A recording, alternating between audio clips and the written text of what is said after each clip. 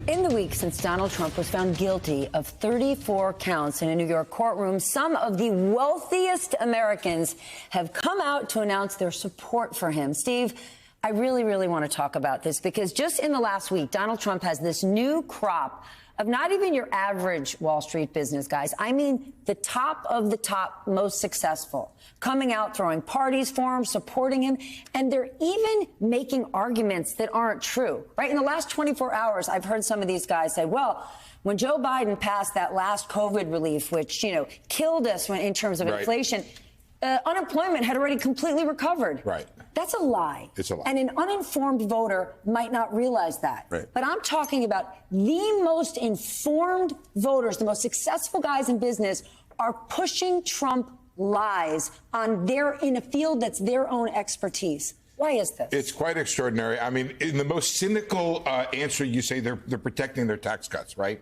The corporate tax cuts are going to be on the table in 2025. If you end up supporting Trump, you're most likely to keep those corporate tax cuts and lower tax brackets. Because, by the way, I don't think Trump is going to address the deficit at all either. The record shows that perhaps some of the fiscal spending had a part in the inflation, but it was more about supply shocks, the inability to get stuff into the country, the reduction in the ability to spend on services. So we had all this money to buy patio furniture and barbecues and stuff like that. All of a sudden that shot up. And then we had problems with some of the food distribution. And that's come off in a very big way. There's been extraordinary progress on the inflation rate, but not brought down the inflation level. By the way, don't overstate it a little bit, Steph, because Biden has plenty of very wealthy supporters in the business community. Does. But you're right to point out how extraordinary it is that some of these folks, especially in tech land, are the ones who are out there saying, I'm going to vote for Trump or support Trump. And to read, like, for example, David Sachs' a tweet today on the economy is just to be amazed that a guy with that much money is so ill-informed. But here's the thing. I get that inflation is difficult. These people who are now supporting Donald Trump have had extraordinary last years. I mean, Bill Ackman this week, what was it announced? He's worth $8 billion. Sure. Think about everything President Biden has done for electric vehicles. A huge win for Elon Musk. Yet they're railing against this disastrous economy when it's been a perfect one for them? Yeah, I think first off, like taxes, let's start with that, and then get to realizing that for these guys in Silicon Valley especially, shame feels like a market inefficiency, right? Like, wait, hold on. If I don't have to care about the judgments of people who are paying attention to the news, maybe I can do the thing that Donald Trump offers uniquely in my memory of American presidents, which is the ability to dictate actual policy, the ability to get favors.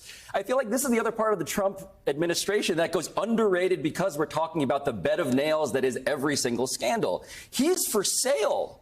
Yeah. Look at the Adelson family. Look at go down the list of donors and what you get.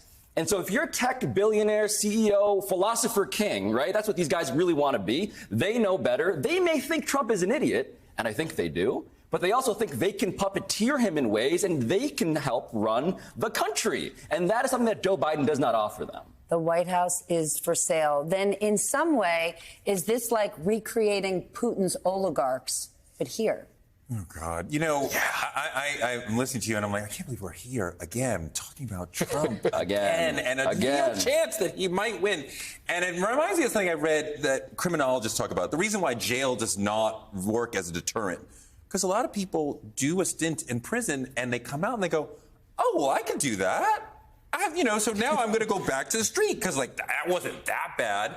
And it's like, for a lot of people, they're like, we survived Trump. Like, it wasn't that bad. Like, the COVID does not count on his record for some reason. And they're like, we could do this again. And it doesn't make any sense. Can I give a footnote to the oligarch story? A lot of those guys ended up exiled and dead. And I don't know that all of the people who are supporting Trump understand the final end result of kleptocracy. Okay, because you're asking for people to have something beyond short-termism. Yeah, it doesn't work. It works for a little bit where you can control them. We're talking about hugely successful masters of the universe who believe, well, that'll never happen to me. That's the way they all think. I think that's right. I think and none of them think Trump is clever. Not thinking it through. And I think they also are missing, getting back to the first conversation we have, the essential connection between democracy and free markets. what makes free markets work is the rule of law. And if the rule of law is something that is on the whim of the president, you have a real problem with your free markets. Liz, let's talk about sort of these loud, influential voices who are suddenly backing former President Trump, why they would be doing it. Like, I actually understand inflation has been really difficult, right? You want to buy a house, you want to rent an apartment, you want to get any insurance. Things are really difficult. But suddenly, this group of people backing the former president, it doesn't even make sense from a policy perspective. Why do you think it's happening? Well, when you look at how many of them are Thiel or Thiel adjacent, this is not my wheelhouse, but I do see and have met and have been hit on by very, very rich and powerful men. And all those zeros don't add inches, and somehow I think they do. And if that stays in the show, I'm proud of you. Well, I promise you it will. Because honestly, I don't have an answer other than we're on live. What is your? It was a family show until now. Okay, but honestly, it's like, what is the draw? What is the thing you're missing? What is the emotional thing you're missing? You're talking about the intellect of these individuals, and This is what so I'm much of talking it is about It's not the that. performance of personality that Trump offers, the ego. And oh my God, if you have a massive ego, one of these masters of the universe, Wall Street, Silicon Valley, I completely understand why you rock with Trump, because that ego seems to be, that's my kind of guy. That's the guy I want to be with. I'm also just not convinced that they actually like him. Right. And That's the correct matters. answer. They don't. I think he's a puppet. I think they are unbothered by the performance that Trump does, which is a key, just sort of like visceral distinction that I have with these people. But also, I think what they want is power.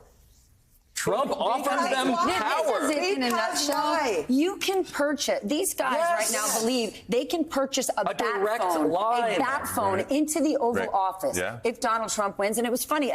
Somebody on TV just said to me the other day, "Yeah, but what if Donald Trump turns on them? What if he doesn't deliver them that?" He might, though. And Joe Biden definitively will not. Can I so add they'll an roll the addendum dice. to what